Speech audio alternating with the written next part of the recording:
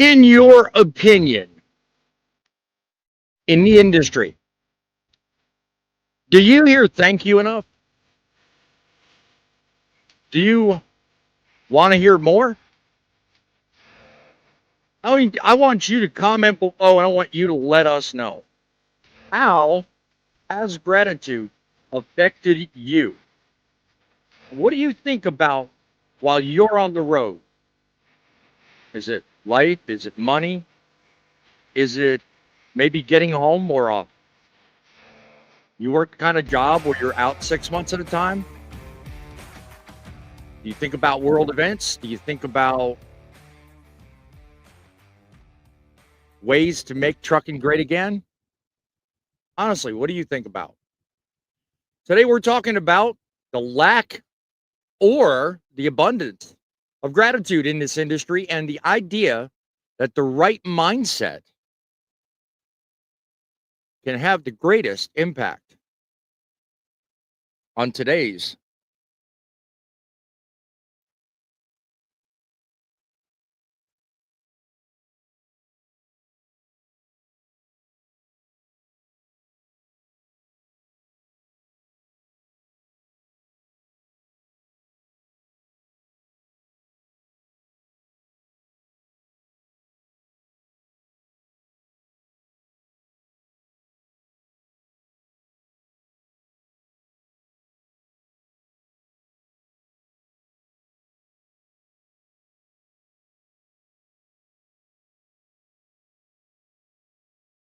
from Truckin City Central Command. You are on the Frontlines. Truckin News. The semi-truck driver accused of causing that deadly crash on Highway 285 this week now under arrest. Cutting edge opinion. And we will make trucking great again. Built for truckers. You should be hauling that freight based on what works for you. By truckers. Remember, I got get it. them done. Featuring. I think trucking is a very good career. If it ain't broke, don't fix it. Majority of the blame is the companies. And we don't do it just for us and our families. We do it for you guys. Hosted by the El Rushbo of Truckin News, Boss Man. Technical difficulties rule the day. I'm having more of them lately, but hey, that's what makes everything unique. We are Truckin Frontlines.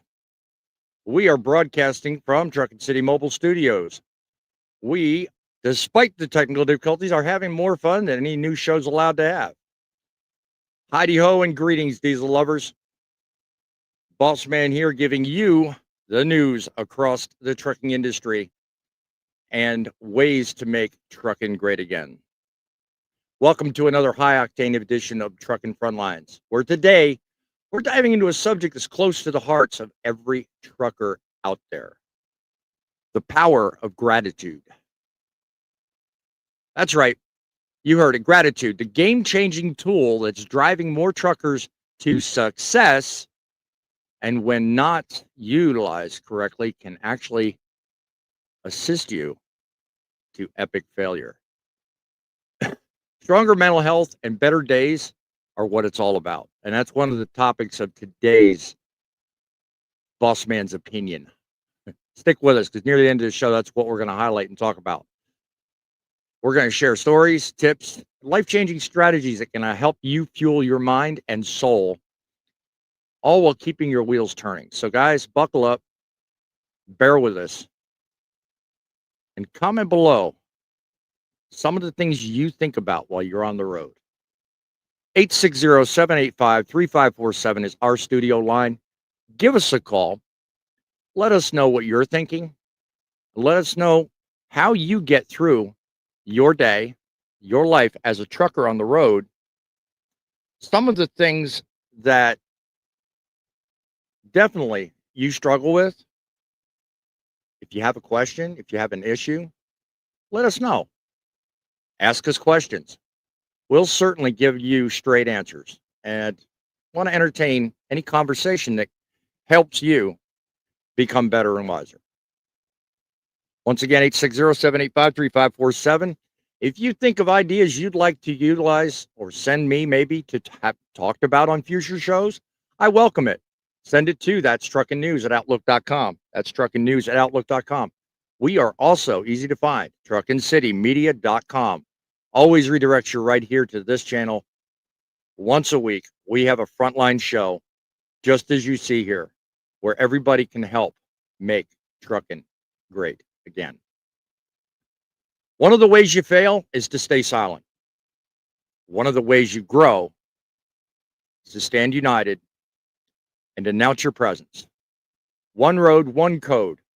It's a strategy I developed to spread the word that growth through progress is done when you share ideas and work together to build a better trucking industry.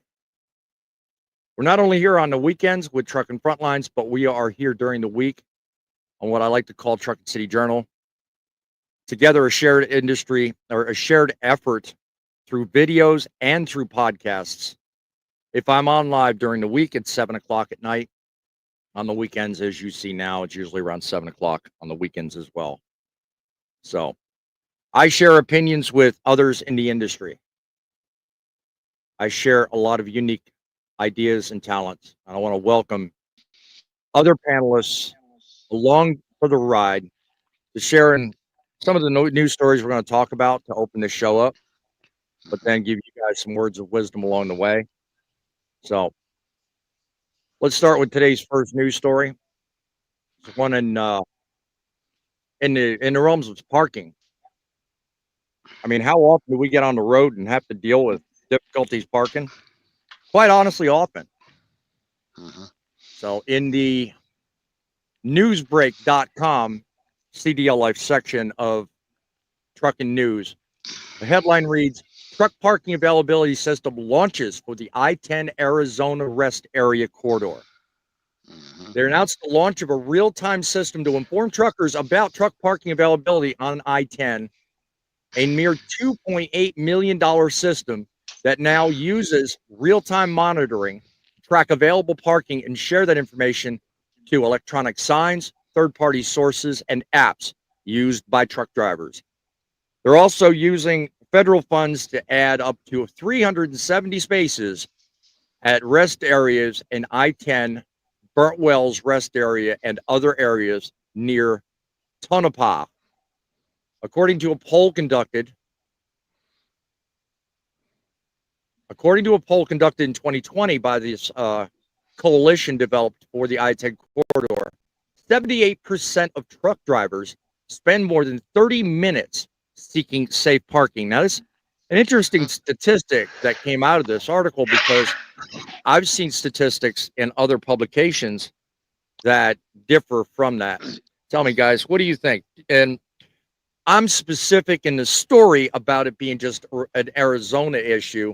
What are any one of your thoughts about that article and what I just said about truck parking, just in any area that comes to your mind? What do you think, Poet? Well, they spend a whole bunch of money on something that may or may not work. And why do you say that? Case in point, 10 miles east of me, there's a truck stop, a fuel stop, okay?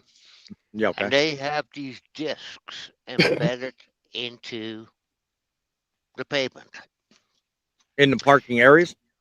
in the area. Oh, okay. And Yeah. these discs, okay, are supposed to detect when there's a truck parked over top of them. Mm-hmm. Now, 20 miles up the road and 20 miles down the road, there are signs saying so many parking spots available. They haven't been used in 2 years. Wow. Why go through all that trouble? Okay. Put up these $100,000 signs with the flashing lights and everything else. Why bother putting those discs? Uh, and that's all I can call them. They're whatever, discs with eyes in them, whatever. Um, why go through all that trouble to use them? Well, yeah. So you're not necessarily for the progress of technology then. Now, that's kind of what I'm detecting.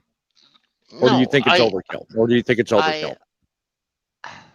I'm not saying that I'm against progress of technology, but if you're going to spend that kind of money, make sure it works, make sure it keeps working. Yep. Okay? I Right. mean, other than that, it's your tax dollar that's paying for wasting uh, space, time, efficiency, all the Mhm. rest of it. Right. Right. All right. Humberto Guerrera, welcome to the show. Howdy doody to you as well. Again, if anybody in the audience got any thoughts on the stories as I read them, as they come, put it in the comments below. You can also call our studio line 860-785-3547 or click on the StreamYard link in the chat. We will welcome any new faces to our panel if you'd like to contribute. Larry, what do you think? Do you think 2 point, what did I say it was? 2.8 million? Do you think that's overkill, or do you think more needs to be put in to help trucking in that area? It's been a while since you've been down that way, but I'm sure you probably have an opinion one way or the other. It would help Mhm. because I-10's a long highway. Yeah, But yeah, yeah. I mean, you can go miles and miles and see truck stops just full of trucks. Right, Rest areas full of trucks parked out to right. the ramp. Yeah, So if you know that there's no parking there, you can plan. Okay, let's see at the next one yep, if the information is accurate too. yep, exactly.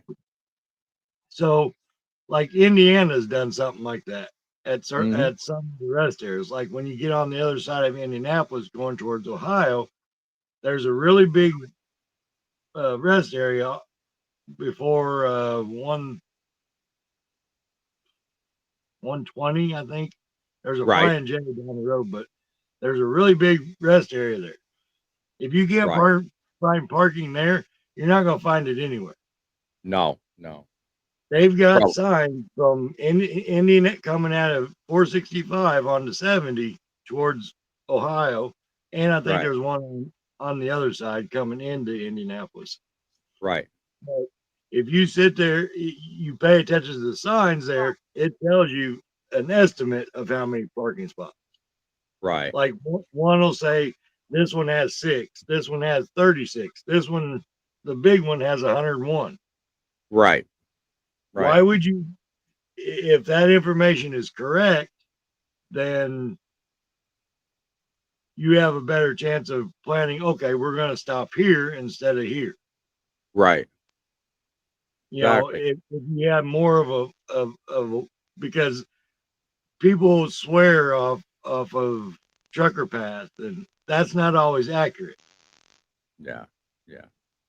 I Yeah, well, mean, I mean, and I've noticed, just with the improvements they made along, you mentioned earlier the Indiana, Ohio section. I've noticed huge delays. I'll drive past these rest areas where these signs 10 miles back said there was 18 spots available, and I'll drive past them, there ain't one left. They're right. completely full. So there is a huge gap. This stuff they claim is real time isn't. So there's something that needs to be done there. Mhm. So, so my question there is Mhm. this during the winter or the summer? Is what Anytime. winter? Because if the snow covers those eyes, those discs, they can't see what's on top of them. What do you think them discs are made of, poet? Uh, They're not eyes. What they're made of is electronic wiring that's designed to sense the presence of metal or electrical signals over top. They're designed both ways, but they're essentially sensors. They are not affected by snow. Okay. So that's not a concern. Yeah. Okay. Fine. Yeah, Yeah. because A good idea. I mean, if you're thinking. anyone remembers when the TAs used to have those little bubbles next to the parking spots. Right. That's what those were for. Yeah. I've said for years it would help a lot of people if we could integrate this real-time strategy that they're using with what the I-10 corridor is attempting to do. If we can put real-time information at almost every truck stop, and some say, well, then you'd have to privatize it. No. I'm not looking to privatize it. Just put the information out there.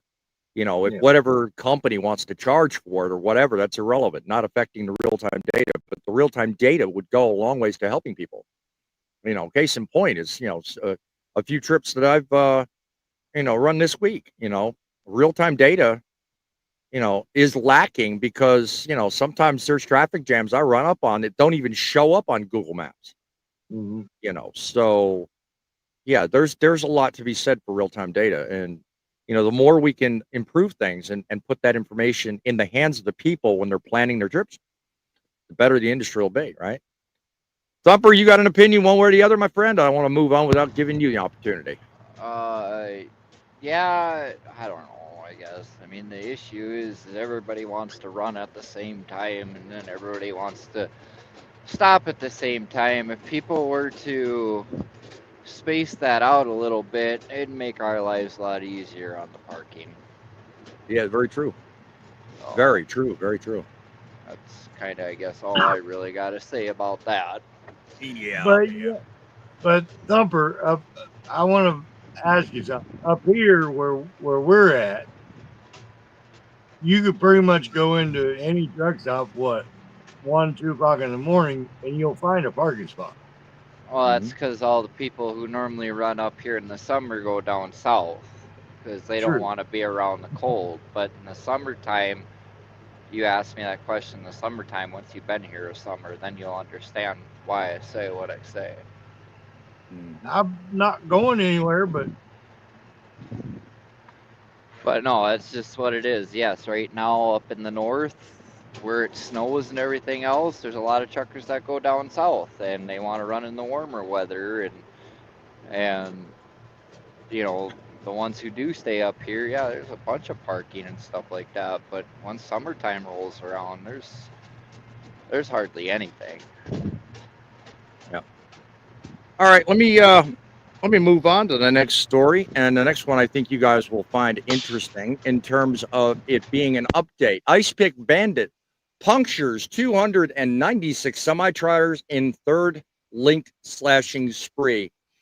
This story is featured in the drive.com and talks about there's been targeting of semi-trucks. Of course, everybody knows it across Arkansas, Florida, Georgia, Tennessee, and Texas that have been eyeballed, for a while. They have not found the person they suspect is killing all these tires and costing truckers thousands of dollars. According to a local news affiliate, Fox 16, most of these have occurred in the South Fork truck stop along I-30 outside of Gurdon, Arkansas. 40 trucks were recently targeted, resulting in damage to over 296 tires. This story's been featured. I'll leave the link in the comments during the show. I welcome you to check it out, read for yourself.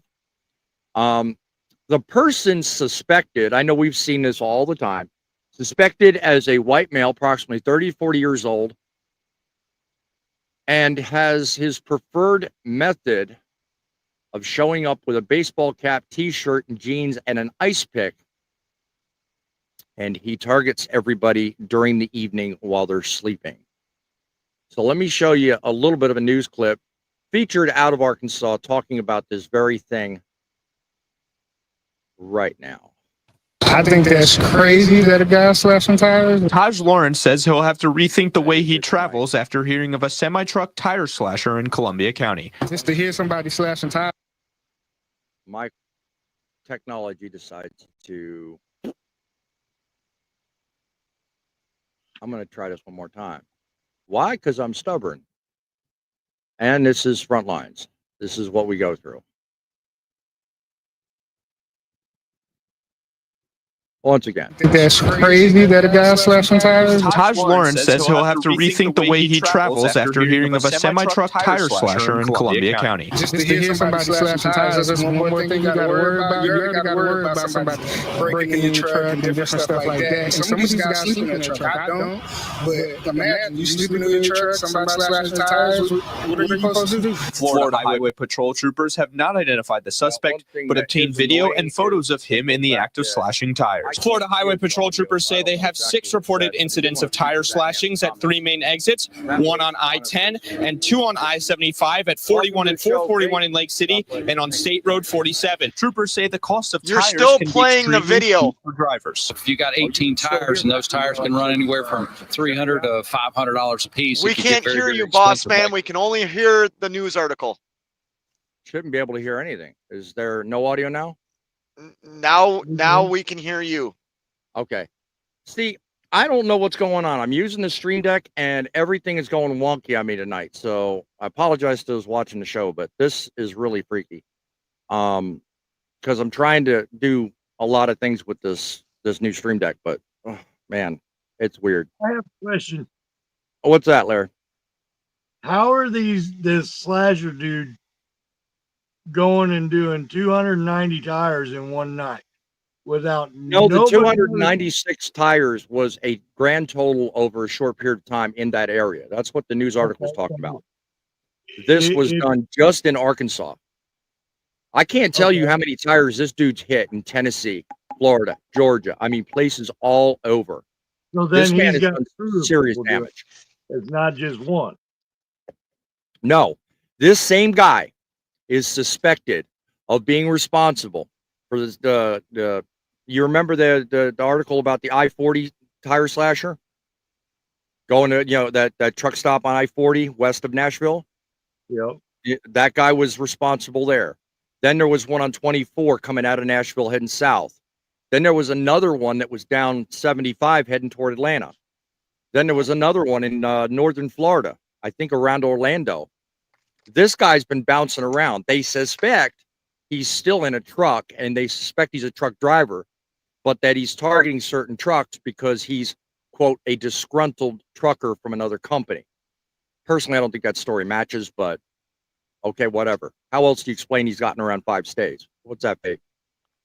I want to talk about what you guys talked about a minute ago before I joined, when Thumper and Larry and stuff were talking about parking.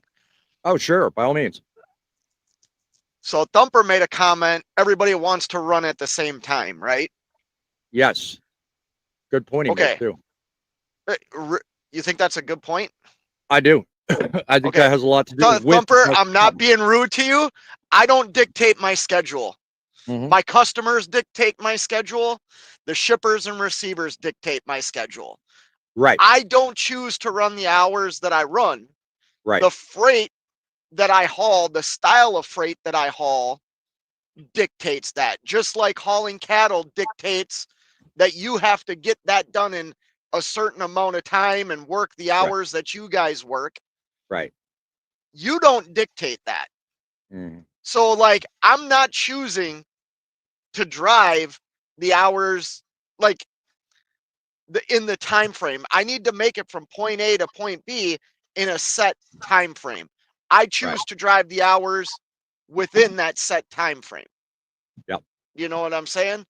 I don't think it's that we want to work. We all want to work a 9 to 5 and then go park at 5:15. I don't think that's the problem. No. The problem is there just isn't enough spots. That's the problem. Right. Yeah. Thumper, am I wrong?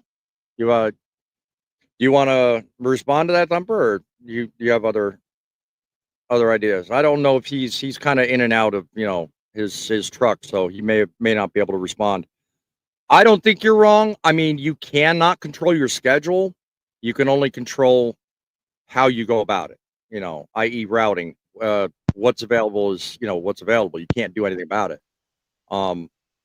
That's where what I was saying at the beginning of that segment, I was talking about, real-time information.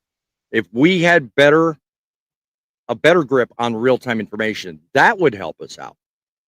Because, as I mentioned, there was a huge delay in some of these signs. I don't know if you're familiar with what I was talking about at the start of the show, Scott. There was a huge delay between what I see on a sign and what's actually there at one of these rest areas. That's just part of it. But I mentioned in shows way back when that the very thing that Poet was talking about should be integrated into truck stops. But I think it was either you or Midlife that on that very show, we talked about it, said, can you imagine how expensive parking would become if all the truck stops were forced to do that? You're right. That was a valid point. But my suggestion goes aside from that. Imagine if we could put that real-time information in it and get the truck stops out of it. Just know where the truck stop parking lot is and the availability of spaces. Take that out of the hands of the truck stops so that we know it's there. We know it's a waste of time before we get there. Let the truck stop handle whether they want to charge for it or not. That's all I'm saying. But that real-time info would go a long way to improving everybody's ability to find place to park and do a lot for your response to Thumper's argument too. Because after all, like you said, we can't help when the freight goes. It goes when it goes. So, what you say? Make comments here if you guys are cool with that. Griff in the house. God bless you, Griff. Thank you for joining us. Evening, guys. And he said, real time is good, but it could change 30 seconds after you pass it. Yeah, well, don't put it 10 miles before the place either. That's why it changes. If you put a real-time notice that there's 18 spots, 10 miles before, there could be 1,800 trucks between you and there. So that's probably a good point. And I agree. Yep. If you put a notice maybe a mile or two, a lot less chance that number's going to change. Or even 1 mile. There you go. I was trying to be generous. Go ahead, Larry. How about this?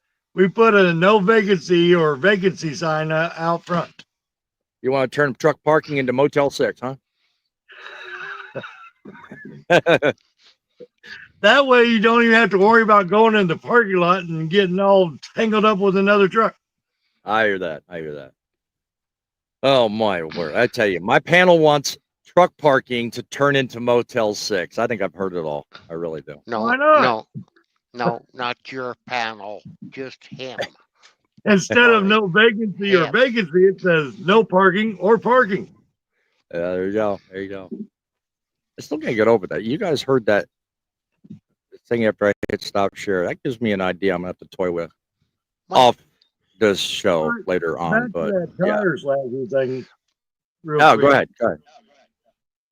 With everybody sitting in the truck stops and recording videos and doing videos and watching people back in, and nobody notices this guy walking around the truck stop. There's one common factor I've noticed. The one in Tennessee. I know you know this truck stop, Larry. Don't tell me you don't. North 40. You know the truck stop I'm talking about? North 40 is a big lot. There's probably room for 50, 60, 80 trucks. Mm-hmm.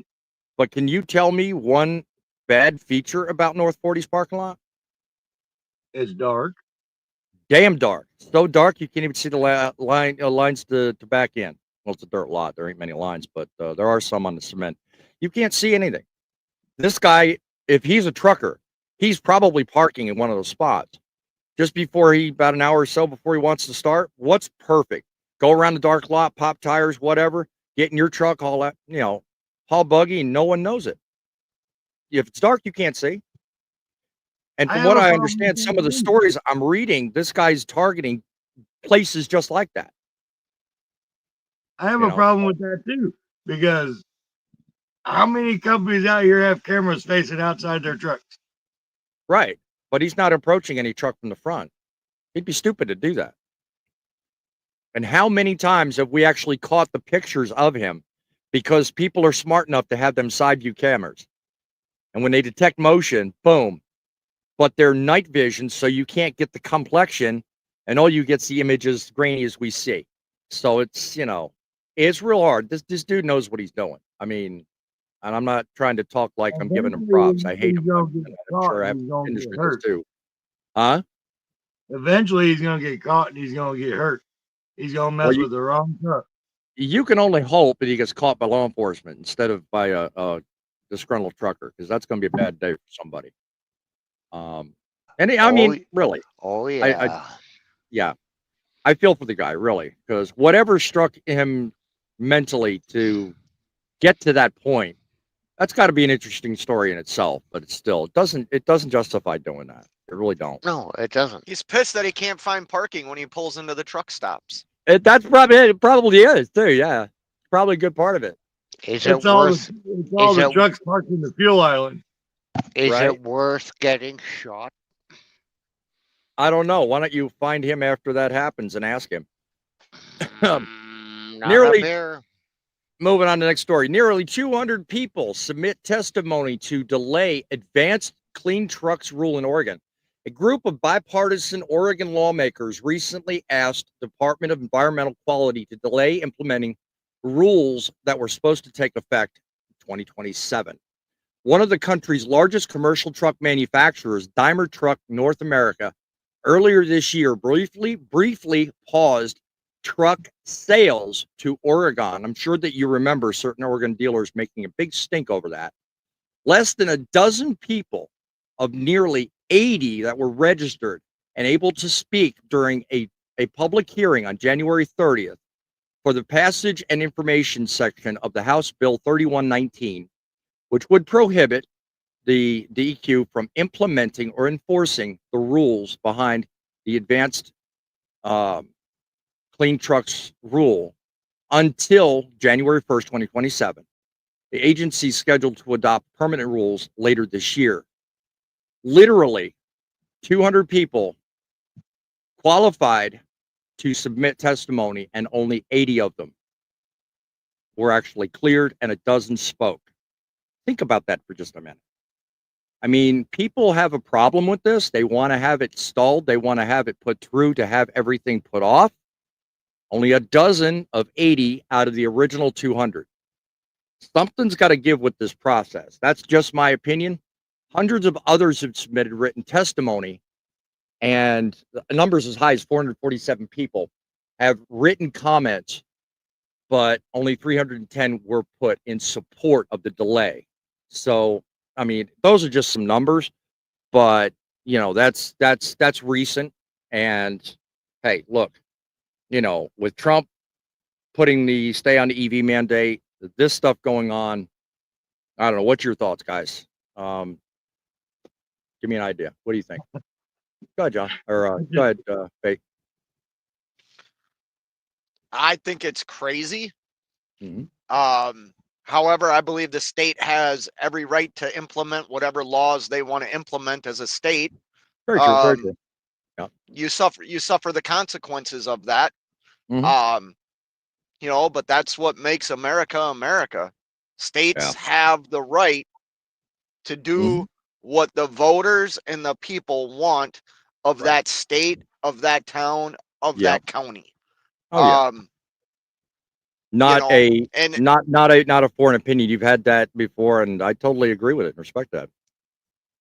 You make the laws, you suffer the consequences, good or and bad, of those laws. True that. True that. Yeah. Larry, what do you think? Does it matter to you one way or the other? I mean, and I'm asking you mainly, Larry, about the numbers. I mean, think about it. Originally, 447 people commented. All right.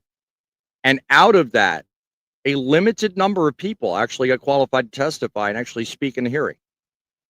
I mean, does that say they're not not the people? What I'm saying is does that say that Oregon really doesn't care to entertain this whole idea that they're trying to shelve House Rule 3119? Or do you think it's a way? Do you think they may think it's a waste of time? What do you think? I think people like their diesel trucks. Well, yeah, but passing 3119 would be in favor of those diesel trucks because they're trying to put a stay on a rule that would take effect in 2027. You know, and from what I'm reading in this article, I mean, correct. I mean, tell me if I'm wrong. It seems like the legal system's trying to put a curtail on doing that. They want to keep it up so it takes effect in 2027. You know, numbers don't lie. You know, if only 12 people out of the original 310 got to speak, that's less than 1%. So the other ones aren't qualified.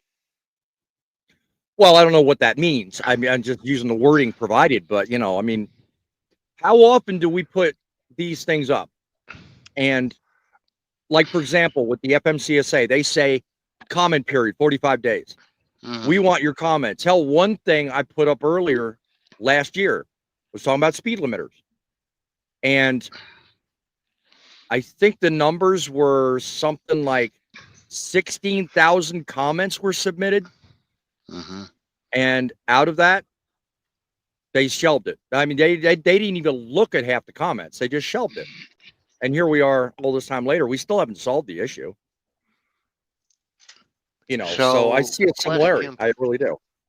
What's that, Poet? Question for you. Sure. Who qualifies the people that actually got to talk? That I don't know. That wasn't available in the article. All it just did was provide the numbers and talk about so many commented, so many submitted applications, and only a dozen out of the latter 80 actually got to speak at the hearing. Okay. I don't know what that process is, but I don't like the numbers. It doesn't speak well. It kind of goes back to a shrink, a psychiatrist, telling you that you're insane. How do you compare that? I'm interested. Who qualified to shrink? Who qualified to shrink? Who qualified to shrink? Who qualified to shrink? What came first, the chicken or the egg? Exactly. Yeah, I hear you. You know. Good evening, John. With John, what's your thoughts on this whole matter? Welcome to the show, my friend. You're gonna have to fill me in. I'm sorry, I was off in Wonderland until now, so I don't even know what we're talking about. Okay, well, sorry to hear about that. Well, a group of nearly 200 people submit testimony talking about a bipartisan rule that's supposed to take into effect in 2027. And it's talking about the Department of Environmental Quality delaying implementation of a rule, House Bill 3119, which would prohibit implementation or enforcing the rule around the banning of or not no longer using diesel engines. So they were talking about that rule, and now they're wanting to put off the implementation of that rule until 2027. And what I found interesting was that originally nearly 200 people submitted testimony. Out of that original 200, 80 were selected, and only 12 actually presented their testimony to the hearing. Hundreds of others submitted written testimony, but only 200 were chosen. It was narrowed down to 80, and 12 spoke. So I don't know. What do you think? That's the law working away to? So they're trying to extend it out so that it's not so soon. Is that what you're saying? Right. Yeah. Yeah. In other words, and is this a federal thing or a state thing? Just the state. Just the state of Oregon. Recently, there was a story. I think you'll remember that. Dealers were being accused of holding back diesel sales because of what they feared was the impending rule coming into effect after, I think, 2027, no sales. So everyone was pushing EVs, right? And now that Trump's come up and said, well, he's putting a freeze on that and he's going to get rid of that. Now everybody's rethinking things. Wait a minute. Don't say that. Don't say that. Trump is federal. Trump is federal. This is a state thing. This has nothing to do with Trump. I was just about to say, if it's a state thing, then let the state do what it wants to do, and it will suffer the consequences of the rules it makes. Right. I'm not saying that either one are tied to the other. Okay, I'm not saying that. All I'm doing is simply comparing precedent with precedent. That's all I'm doing. No, I know, And but I'm saying what you're referring to is a state thing, and if they Right. made a rule Right. saying they were going to have it or not going to have it, that's up Yeah. to that state. But Well, now just that we're know going down a just, rabbit, now but that we're just, going down a rabbit hole I didn't intend on. Let well, me just point out just know that what when you good. make a rule, there's consequences, and you're going to Right. suffer the consequences. Right. What good would one state out of all 50 do by passing a law, like that? When all hypothetically, all 49 others only want to do it. That's all I'm saying. I mean, it's It all the starts with irony. one, man. It all Well, starts I know with that. one. Well, that's how California got so powerful. That's kind of where I was going with that. But I mean, what? Go ahead, Faye. Go ahead. So, Poet, mute your yourself there, mic. Poet. Mute Yeah, your please. mic. Please. Thank you. It doesn't matter if one state does it or one state doesn't do it. Right. That's neither here nor there. Like I said before, I mean, do I agree with the implementation of no diesel trucks in our state? No, I don't support that. No. But if that's what the state wants to do based on votes from the general public, yeah, it doesn't matter what I think. They have a Right. right. The people of Oregon have a right to a voice. You True that. can't take that voice away from them. Just like the True. people in California, no matter how absurd we might think certain things are, they're entitled to that. Like, Right. Exactly. And they suffer the consequences of that. Absolutely. Good or bad. Absolutely, John. I fully agree with you. Yep. We have a caller on the line. Welcome to the caller. It's Griff joining us. What say you, my friend Griff? Not a whole lot. How you gentlemen doing this evening?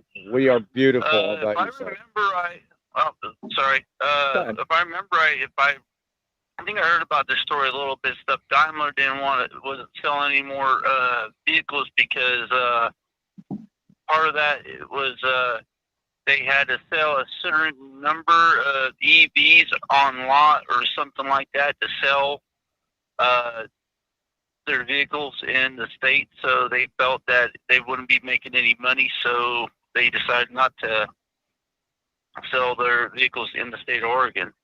I may be wrong about that, but I think that's what part of that for the state of Oregon. But they're just cutting their own throats. Like Faye said, yeah, let the states do their own thing stuff. But just like right now, stuff, a lot of what California's been trying to implement's been kind of backtracking a lot mostly because of federal, but just because I don't it's think not they're practical. I don't think they're backtracking. They are modifying, and I think they're analyzing what to do. I don't think anything's really. I don't think really anything's changed. I really don't. Not yet. I think they're waiting it out. That's just my opinion. But everybody, I think, would be smart to do that because they never know what's going to happen in this day and age. Because Fate pointed out earlier. I mean, you know what? You can't stop automation. You really cannot stop progress when you try to think about it. I mean, it's going to come. It's going to happen. And why not? I mean, if there's a way of getting better fuel mileage, you'd be crazy for thinking of it. I mean, electric ain't the answer, but if you can run a business cheaper, aren't you going to look into it? I mean, Fate, am I wrong? No, you're not wrong. And I don't know. Electric could be the answer. I Maybe. mean, it I don't see how right now, but it might be the answer. Those electric trucks, John's gonna laugh real quick. Like, talk about torque. Those electric trucks are amazing. They really are. They are better than what I'm in. Now that doesn't mean That's not saying that much. that I want it to be the only option. You know what I mean? But they are amazing for what? 400 miles. Right. Yep. Yeah. No, you're 100% right. Yeah. That's why I said I don't see it as a possible clause right now. Listen, But we don't know where it's going to go. Could be electric, could be a lot of other things, but it's going to happen eventually. The more laws they make to make it happen doesn't make it happen any faster. Yep. That's the Very thing. true. Innovation comes when innovation comes. It doesn't come Yeah. when it's told to. Yep. So Back to my original point, though. Griff, let me ask you something. I pointed out in that story the main thing that I felt was interesting was the divergence of numbers. You know, you had so many people that were originally interested in submitting comments, and it whittled down to as little as 12 people at the end of it all. What are your thoughts about that? Sometimes they probably looked over all 200 and they just picked the 12 that was most relevant to their cause on it. Though, too, that could be a possibility of it. Yeah. On that. Well, what do you? Heck, if there was a conversion kit to make my truck into a hybrid and double my mileage, I'd gladly do it in a heartbeat. Yeah. What do you? And good point. What do you think of Poet's earlier comment about, well, who qualifies the qualifier? Who qualifies the qualifier? What do you think of that? I mean, does that come to mind when you say what you just said? Well, it's just like when you vote for somebody, you're voting for them thinking that they're qualified to go do their jobs, but they prove themselves that they're not capable of it. But it's just one person saying that they're qualified, or somebody that's in charge of a group stuff saying, "Oh yeah, they're qualified," and it's just like when you're dealing with different people that don't know jack about trucking stuff, and they're trying to make all these regulations and all this other stuff that they need to implement against the truckers, when it's usually the truck drivers. It's like it's going the total 180, and Right. it's just putting you against a brick wall. Right. Well, and then too, I mentioned the story earlier in the year that I highlight about the speed limiters and some of the rulemaking that was being discussed by FMCSA. Some of the rulemaking processes have had as many as thousands submitting comments, you know, and in my eyes, it'll be interesting to see what happens in the years coming, because I remember some of the numbers, but now you've got a change of leadership, and the people that are going to be looking ahead in the next couple of years are not the same people that have been dealing with the rulemaking processes and what's going on in the last couple of years. So it'll be interesting to see how that changes. And I'm wording this generically because I'm not making this a Democrat-Republican point. I'm making this just a leadership point, okay? Because past shows I made that mistake. Go ahead, babe. okay, let's be clear about this, because even though you try desperately not to make it a right or left issue, by what you said, you already did that. And I, by no means am I saying you're wrong in what you said, because I don't think you are wrong in what you said. I think Seriously, you do have a different.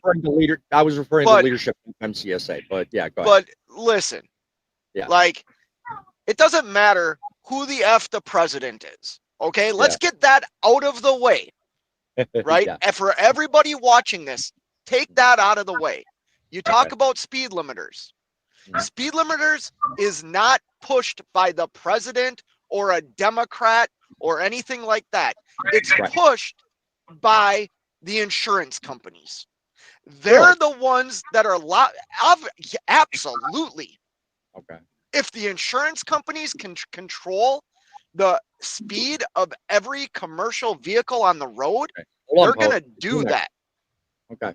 They're in charge. Like, if you look at major, like your Primes, your Hirschbachs, your, every mega carrier, they are all governed.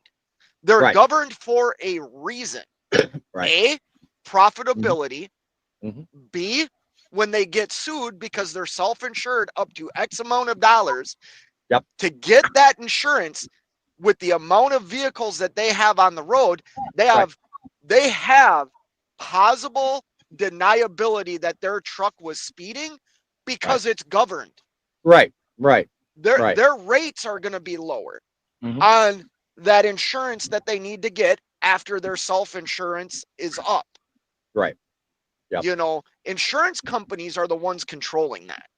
Yeah. Insurance companies and the lobbyists are going to the FMCSA saying, let's make these rules. Let's make these rules. And Yeah, what, okay. like what Griff said, we don't have a trucker sitting there saying, this doesn't make sense, guys. Like, we don't have that. And I guess I can only speak for myself. You know, if you want to elect me to go sit in those meetings, Mhm. I'll be 100% honest with you. Money talks, man. I would probably fall in line Yep. and be taking a check. Yeah, let's go in order. Let's be real. Poet, you first. You were raising your hand first. Go ahead, guys. Go quick because I'm trying to move on to the next topic. Who? So, Fate. Hold on, John. Poet first, then John. Fate. Go ahead. I agree with what you're saying. Yeah. Ontario, Canada, the whole province. Yeah. Put speed limiters in. Even if you were out of province, out of the country, if you were to go into Ontario, you had to have a speed limiter to 105 kilometers an hour. Right. What nobody realizes is, okay, at 105 kilometers an hour, okay, I could be doing 105 and Buddy behind me could be doing 105, but he's really doing 106. So now we're into the elephant racing thing. Right. Yep. On top of that, there was a 44% increase in crashes because of that very thing. Yep. And a lot of guys, a lot of people I would definitely know that. research that. Yeah. You're talking that's a big number you just threw out, Poet. Like that's absurdly big. I'll Google it right now. There you go. Go ahead. Go ahead. While he's doing that, John, you go ahead. You wanted to make a point? I was actually just going to kind of back up what Pate said. Basically, anytime you want to find out how a law is made, follow the money. It's always about the money. It's not about truckers. It's not about anything other than the money. And insurance companies have the money, they can pass the laws. Whether it's the country we live in, it's the world we live in. It's just the truth. Very true. Very true. Very so true. in other words, green talks and you walk. Pretty much. Is that how you're going to word today? Couldn't come up with anything else. Hey, boss man, I'll be right back. All right, go ahead, John. Griff, any final thoughts before I move on to our highlighted segment of the day? Unfortunately, when it comes to speed limiters, my opinion, there are certain people that do need speed limiters, like the ones that don't know how to drive in the snow. They decide to do 75, 80 miles an hour on ice-packed roads. Yep. Stuff and cause a lot of majority of the accidents and stuff and everything. Right. But that's just on how they're taught and their mentality of it. So. Yep. I was just gonna say that's how they're trained to do that, and they're not trained or they're improperly trained. Yep. Sorry. Well, Griff, I invite you to watch the rest of the show and stay tuned because the next segment, you want to call back and weigh in, I certainly welcome it. Okay, thank you. All right. God bless. Keep the faith and keep it rolling, my friend. All right. Fate, before I move on, what'd you find out, Mom? Honestly, I'm going to pipe in here real quick. Go ahead. What really kills the industry is like for accidents and stuff like that, since we're on the topic of speed limiters and stuff, are those trucks who are doing 65 mile an hour and they go past each other and the other one can't get enough oomph to get around the other one. You're constantly sitting there, and you could have another truck or a four-wheeler come flying up as fast as they can, and all of a sudden they're slamming on their brakes, then that next person slams on the brakes. Oh no, this person over here is texting on his phone, That's what causes accidents. It'd be nice if they But had that's something not where the you can get commercial around them. vehicle's fault. Everything Well, you no. just explained was every other driver except the commercial vehicle. Even if they are running side by side, that's not the commercial vehicle's fault. What That I'm is getting, every other hold on, driver. Fate, hold on. I'm not saying it's the commercial's fault. What I'm saying is it would be nice if they could have that little extra oomph to get around the people where it wouldn't bottleneck up like that, is what I was getting at. It's called elephant races. What I So- say would probably go a long way to solving some of that issue is if not only are the trucks commercially regulated, I think the cars need to be regulated as well. I think everybody, if they're generically the same speed, a lot less of that interaction problem will probably happen. And I've said that for years. Go ahead, Babe. We're already limited. It's called Yeah. speed limits. Nobody Right. follows them. Let's just be honest. Right, Nobody right. follows them. We're already Right. limited. Mhm. My quick Google search, fatality crashes in Ontario, Canada involving commercial vehicles was down 31% with the introduction of speed limiters. Right. There you go. So That's a big number. Yep. Yeah. Poet, unmute You are yourself. mute. Yeah, Unmute you're muted, yourself. buddy.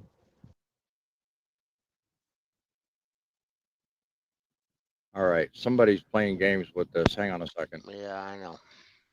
Go ahead. You were going to say? That's fatalities. Right. What is Yeah, that? that's a huge thing. Down Right. 31%. I did not say fatalities. I said accidents. Okay, but Poet, you're an insurance company, right? You're running an insurance company. Hold on, listen to me here. I'm listening. Your payouts from a commercial vehicle crashing into a car and killing somebody is astronomical. You will be sued, pay out millions and millions of dollars, correct? If you can bring that down and more. Your signal's jumping in and out, Fate. So you might want to check your signal because you're seriously cutting in and out, Fate. Yeah, I So, noticed that. yeah. Now you're better. We can hear you now. No. And Fate, I understand. Okay. Yep. Yep. I hear what you're saying. Yep. Okay. The amount of accidents on account of different races, okay, has jumped sky high. Yes, Right. maybe the fatalities have gone down.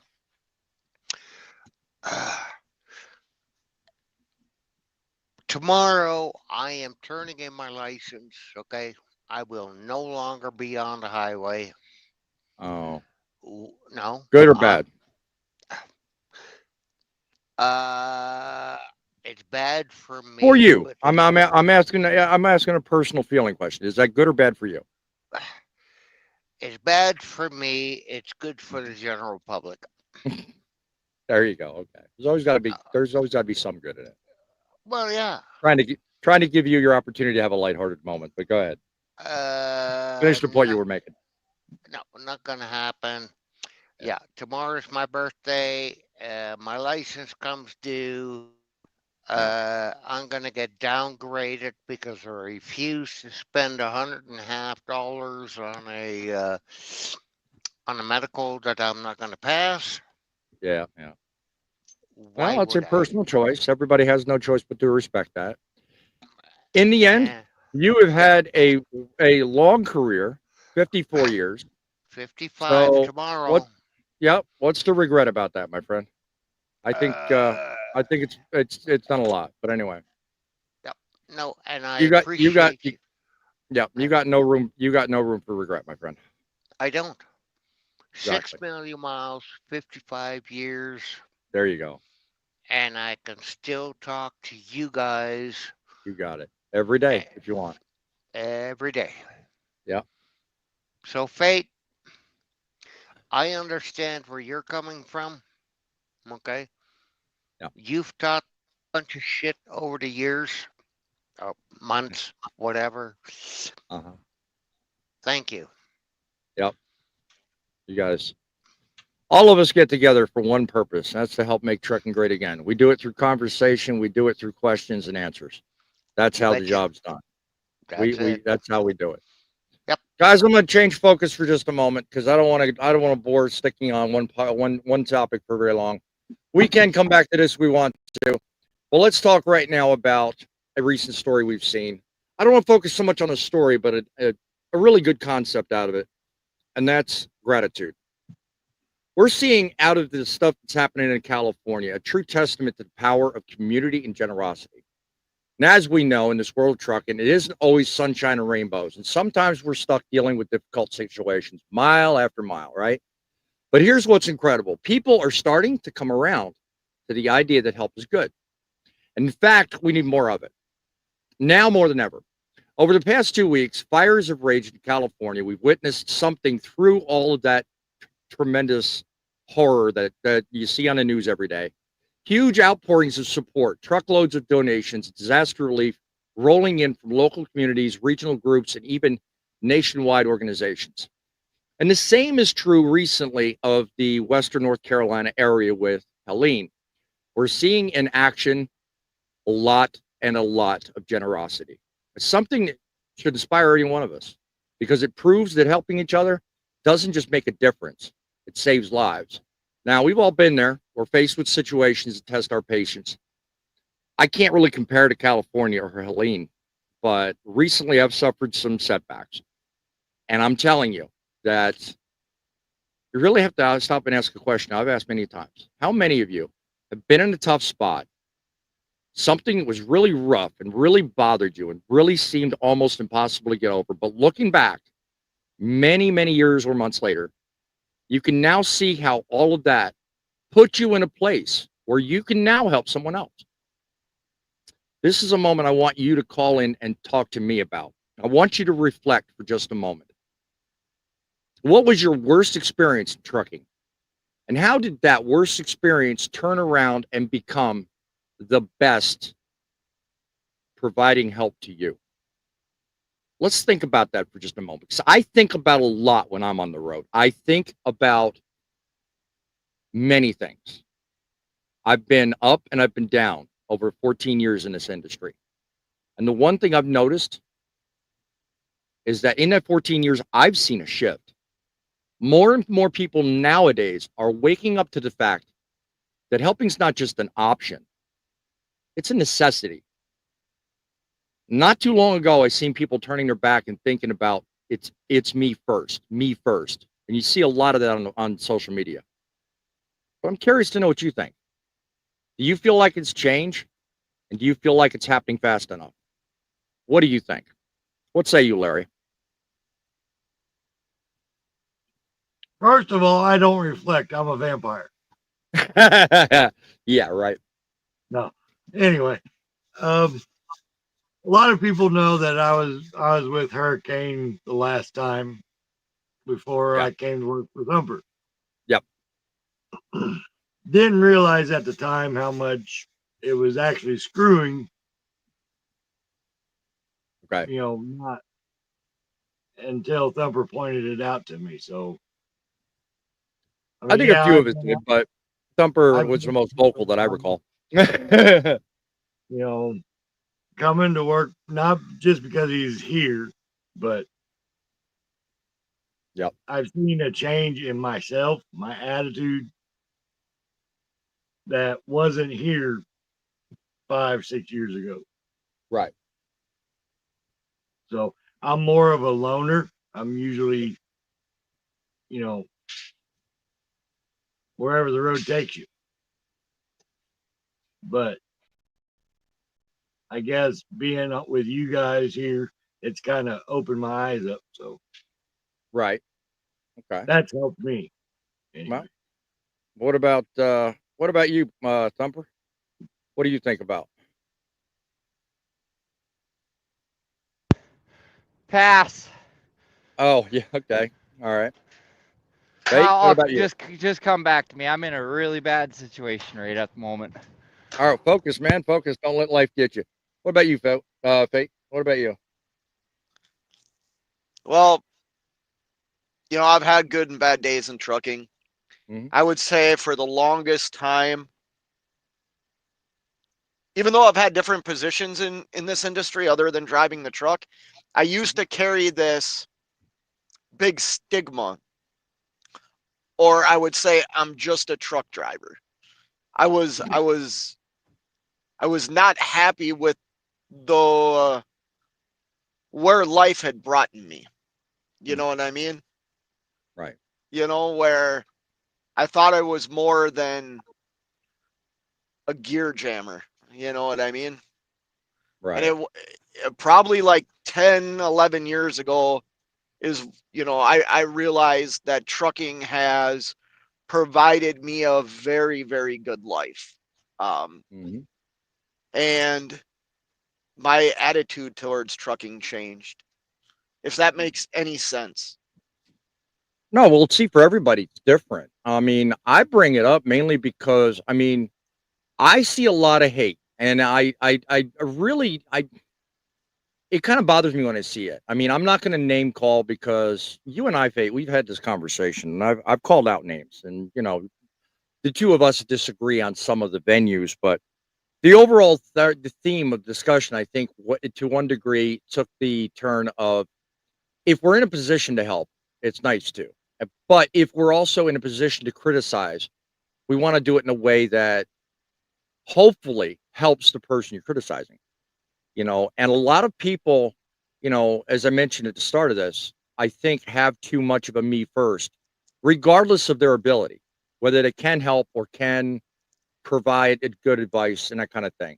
And a lot of shows, one thing I've pointed out is the more people share what they know, the bigger the benefit is to those that don't, you know? Okay. So go ahead, Fate. Can I speak on that real quick? Sure, go ahead. Okay, you're right. So like Yeah. take this for what you want, and I think I know what you were talking about. Right. Once again, not naming names, but Right. like that's not trucking. Right. That's social media. True. Yeah, you're right there. Yeah. If you want the views, you talk about the good, bad, and ugly, and you make fun of Yeah. people and you do stuff like that. True. The reality is people don't like real information. They don't want to watch real information because Right. it's fucking boring. Oh, I am so sorry. No, don't. Keep going. It's way late in the Because show. it's Don't worry about it. I just don't because worry. it's I boring. don't do it. Yeah. You Yeah. know, um, I definitely have a me first attitude. I'll be Mhm. the first to admit that. Right. But I also have compassion. I have empathy. You know, But you will also, if you're running, and I know this, you're running down the highway and you see somebody in the middle of nowhere that needs you to stop and get, at least you'll stop and check on them. You know. yeah, I would do that. Okay. But now don't get me wrong. I mean, what I talked about earlier, yeah. I mean, the whole name unmentioned thing. You're right. And the me first thing I'm talking about is just, take for example the California fires, the Helene situation. You know, nobody's really forcing people to donate, but they do, and to donate and to help others, that's not a me first thing. That's a help if you can thing, and it's a far cry from, the type of person that, you know, I don't even want to mention names on this, but there was a story in Houston about a evangelist shutting his doors to hurricane victims. You know, whether it was a safety issue or not, the man had the capability of helping, and for whatever reason, he didn't. So there you got the dichotomy of two differences. You got one that can, and you got one that chooses not to. And that's kind of the bridge I'm trying to cross here. You know, I've gone through a lot in my life, and I've gotten to a point where, yeah, I can't really help people, but because people have helped me, I'm now who I am, and I'm presented the show, and I've gained a lot from others' time, advice, knowledge. You know, so when I'm able, I'm going to reciprocate that, and the open to the last segment is just say, hey, look, I'm noticing more people like that, and it would be nice to see more. And That's what I'm trying to provide is the inspiration and the idea that, yeah, keep it up. Let's do it. Let's keep up, because mental health doesn't fix itself, you know, and there's a lot of people out there that need to ask the question. So we need to be ready to give that advice, you know, and I'm grateful that y'all are, doing what you're doing. I'm going to get on some comments here. If I had a means to help, I would, but my first concern is taking care of me and my truck. But if it had extra time, I would gladly help. Griff, I understand that totally. You know what? Just like me, I can't do a whole lot for people, but if I can, I will. It's just, can what I do help without hurting me? That's the choice I've got to make. Chief Freight Hauler, welcome back, my friend. It's been a month of Sunday since I've seen you around. Glad you're here. Over the last decade, we have definitely became a me-first society. Yeah, I think so. I definitely agree with that. It's happened. Recently, however, I'm noticing that shift, though. Go ahead, Faith. Uh-oh, we triggered him. I see the face. Oh, okay. If we're just a me community, then why do so many people go and help other people out when a natural disaster? Explain that one to me. Oh, I just asked that earlier. I think you missed that. Because we can. Well, yeah. No, I see listen. more people helping other people out when there's a natural disaster, but if somebody's broke down on the side of the road, it's the big middle finger. Well, no, because we just talked with Fade a minute ago. He would stop gladly and help you. So, I still do. The average person will do exactly what Fate and I talked about a minute ago. They will stop and at least check on somebody. If they can't help, they can't help. But, I agree with you, Thumper. There isn't enough people helping, and we need to do more, which is the whole purpose of the whole segment. But I don't want to go that out. I don't want to go that route of accusing everybody being me first. So I think, yeah, I'm gonna kind of agree with both of you on that one. I have to. I really do. Because my segment opened up with, we don't see him as much as we should, but yet we are seeing more. Can I say something real quick, and then I gotta go? Go ahead. I see what you're doing. Maybe it's where I live, and maybe it's how I grew up, right? Yeah, right. I understand that. But like, I live in a community. So I live basically, I don't live on it, but my road runs into a cul-de-sac, right? Right. And on my block, there's 2, 4, 6, 8, 10, 12, 14 houses. Right. I would say half of those houses have young children. The other half have, high school age kids, like my kid, my daughter, right? Right. Our entire neighborhood has helped each other out from the moment I have lived there. Right. I do think there is a time to put yourself first, 100%. If you don't, there's a detriment to your growth. I also agree with what Cheap Freight Hauler said about, society's changed so much that stopping and helping somebody could end up you in a casket. I mean, that's the reality, or it could end up in a lawsuit. I was a trained first responder for years, right? I was gonna go a different career. So I was a trained first responder for years. And one of the things that I learned by doing some of that work was everything that I do when I am trying to help somebody could lead to me and the company I worked for getting sued for millions of dollars. You know what I mean? So you sometimes do have to put yourself first. But I think America is a beautiful place. We can disagree, fight, and argue all we want, but when our neighbors need help, I do think we show up. We saw that in my lifetime with September 11th. We've seen that with the natural disasters that have happened recently. Yep. You know. Yep, I agree. I gotta run, guys. God bless all of you. Thank you for showing up, man. You keep it I real. hope you all keep it have a safe. great weekend. Yes, sir. Thanks, Sunday, Fake. isn't it? Safe travels, my Yeah. friend. Take care, guys. Take care. You bet.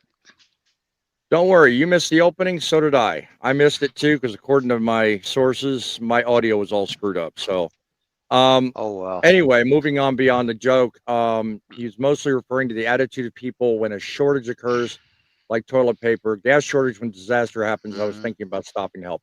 Yeah, I mean, more to that. I mean, I would like to see the shift I spoke of that I noticed continue on. And I think a lot of that has to deal with what we do out here improving. Okay. So I want to shift gears a little bit and away from the story and stay in the same conversation, but I want to ask an important question. And you can put it in the comments in the audience and join the conversation 860-785-3547. Are you getting the support you need as a trucker? I mean, when you're on the road, think about it. Your mental health is what defines failure from success. You either got what it takes or you don't you need help. There is no middle ground. And myself and one other panelist have been in great talks. I mean, long, lengthy talks until 3, 4 in the morning sometimes. And one thing him and I both agree on, mental health is suffering overall in this industry. It needs to be focused on. So the whole segment support reason is to increase that awareness, to help him with his message, and to ask, are you getting what you need? If not, have you considered asking the question? Laurie, what do you think?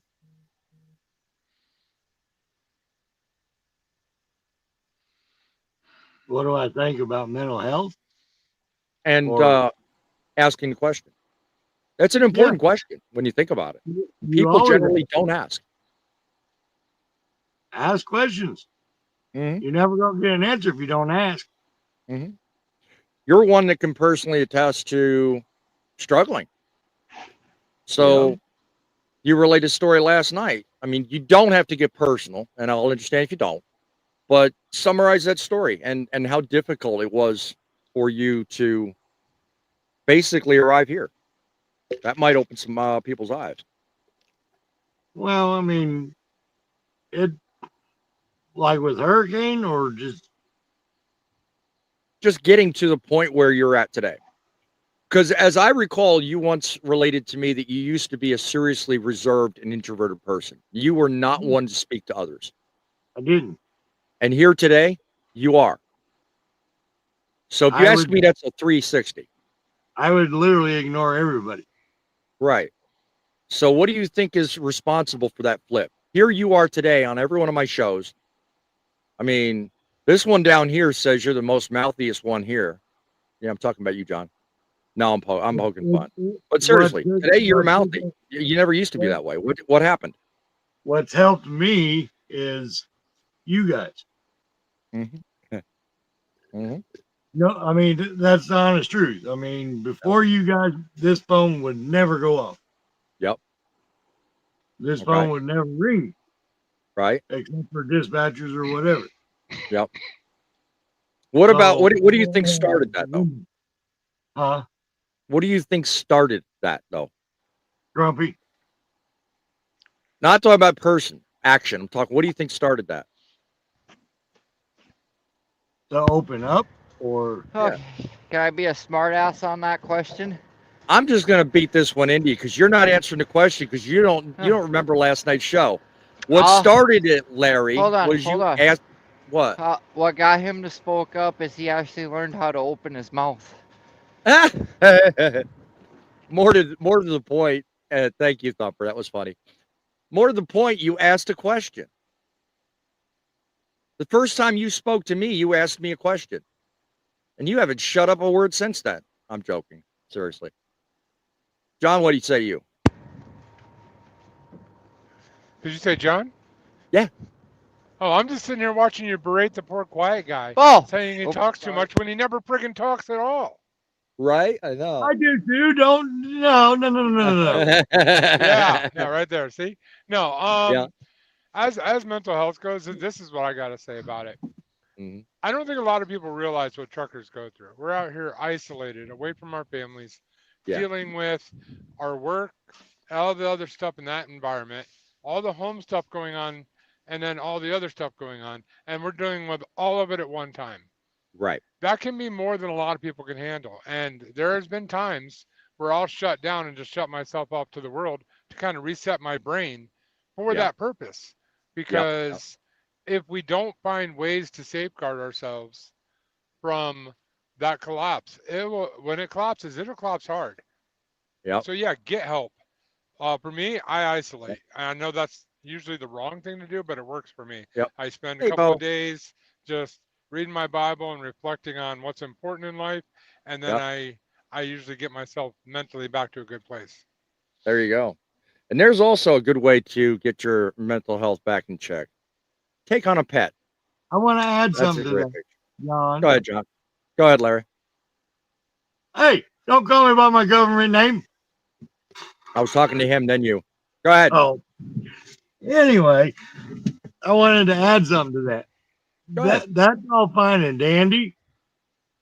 You know, yeah, you guys have, I always say this all the time. You guys have more on your plate than I do. No, I think everybody's equal on that. I mean, I literally have my two daughters who are 23 and 24 now, have their own lives, so they really don't have much to do with me. But at the same time, I don't have all those headaches you guys do. Yep. And I could Cheap freight hauler disappear. just before you showed up, Fate was receiving paperwork. So it's not because he hates you, it's because he's trying to make money. Keep going, Larry. And I can disappear for months and months and months at a time without blinking an eye. Mm-hmm. I'll be back. Yep. Go ahead, John. Which isn't healthy at all either. No. Yep. Cheap freight hauler says Larry finally found a group of people that's on his level. I feel dumber after taking some of those guys. No, that's not cool. That's not cool. But hey. Hey, jokes, guys. Anyway.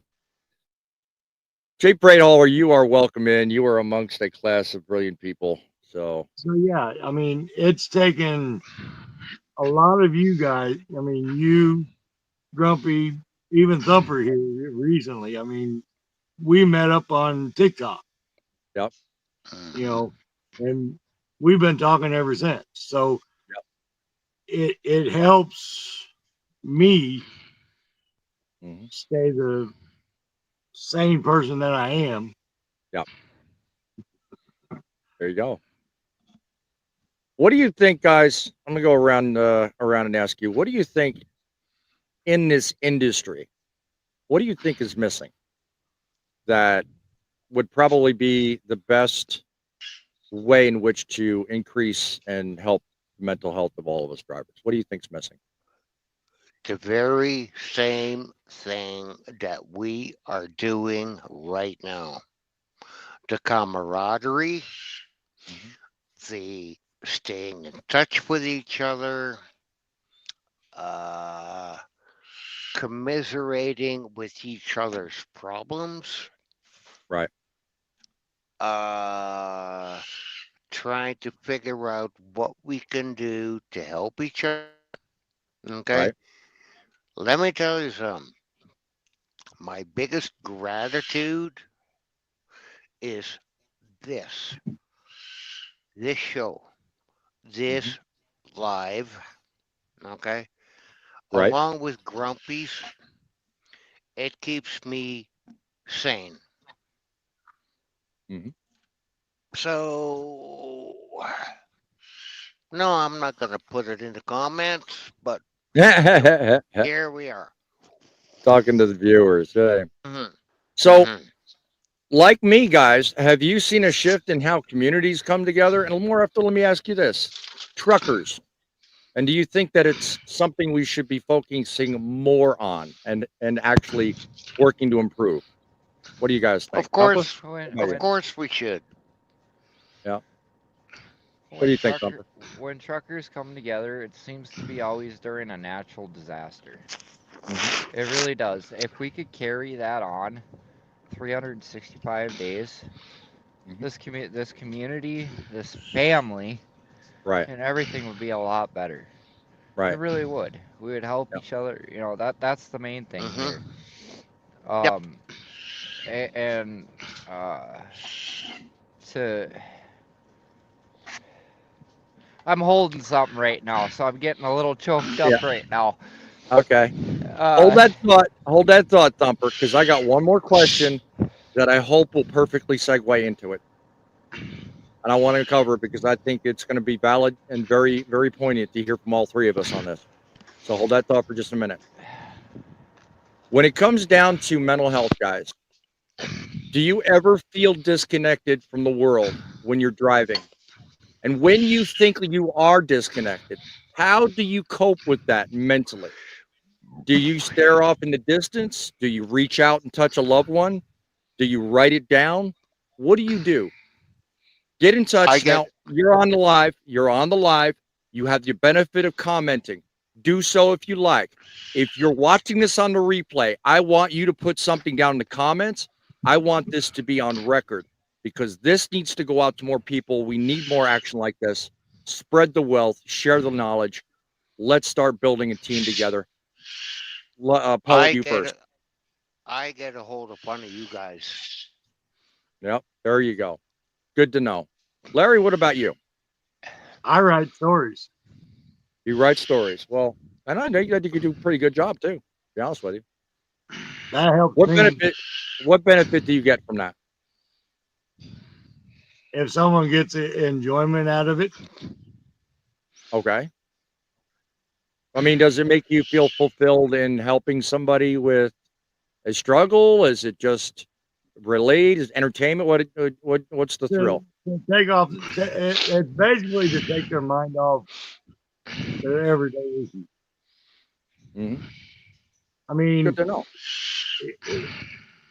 If anyone, I don't know if anyone listens to audiobooks. Poet, can you mute your mic, please? Yeah, Sorry. No, keep going. I don't know if anyone listens to audiobooks or not, but I used to all the time. So you could be driving down the road and be 1,000 miles away at the same time. Yeah, very true. Very true. So, what about you, Thumper? Yeah. Well, this guy right here, for one. Yeah. He's Now you know why. Now you know why I said a good segue.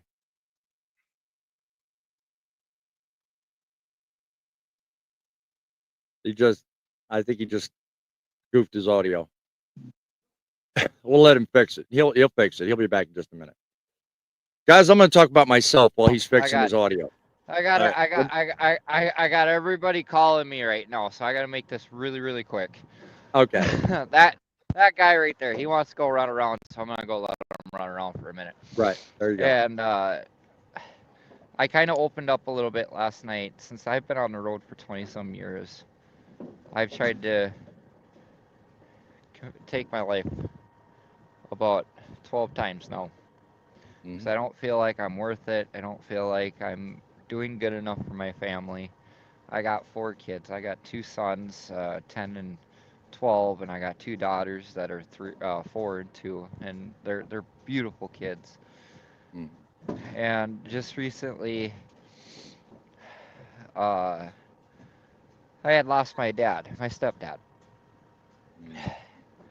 and him and I never saw eye to eye, but he was there for me, and he did support everything I did. Well, the last gift that he gave me, sorry.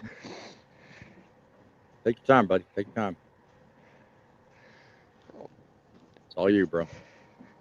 We're here for you. The last gift he gave me before we said goodbye was this vial right here. This is his heartbeat before we did that we didn't want him to go through. through it anymore. He had some heart problems and stuff, and that's kind of what pushed him over. But this sits in the truck with me every day.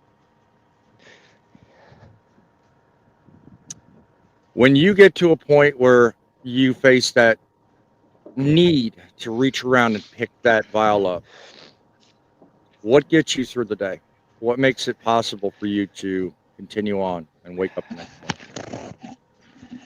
day? Him telling me if I give up, he's gonna kick my ass. There you go. He was a former Marine, so It he was. was kind of hard on me. He pushed Yeah. me to my limits and everything.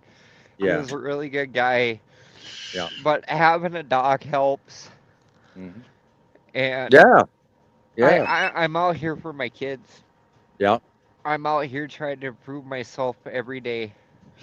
Yeah. And I do. I want this to be a good community. Right. Well, moreover, I think if we do our part to help others in the industry, we do a lot to help ourselves. So the whole entire reason behind both this channel, my asking you to come back day after day, week after week to do this show is right there in that statement. And it resides in that story you just told about that item in your hand. That means so much to you. And what that does for you, I hope others in the industry can take that as an example. Reach out and touch others in the industry, because that's what will make trucking great again. You could ask Boss Man. Last night I thought I lost this thing, and I freaking destroyed my truck He looking did. for it. He did. Yes, he did indeed. I guess the best word of advice I give to people is just to start respecting one another. A little bit of respect goes a long way. And I'm not an emotional guy, but this really hit home. Right. I hope you guys all enjoy it. I hope you take the advice to heart and everything else, and work one another. And just like I always say, we don't do the, or God bless everybody. Work with each other. We can get through it. We don't do this just for us and our family. We do it for you guys. We do it indeed for everybody. You bet. Thumper, every day is a blessing. When we can come into this place, leave with sage advice, teach others what we know, that's when we know we've made trucking great again. If you're feeling down and worn out or disconnected, don't be afraid. Reach out, ask, talk to a fellow trucker, a loved one. Be surprised about the difference it makes. Telling the world to make trucking great again is what we do best here. Leave us a comment. Join us next week, Saturdays or Sundays at 7 o'clock. We'll have yet not a great show, but a better show. Remember, guys, it's not the end of the world. Help a friend, beginning of a journey that'll never end. It's trucks that make deliveries, but it's you that makes the difference. Till next video or live stream, remember, guys, keep it real. It's safe. Keep rolling.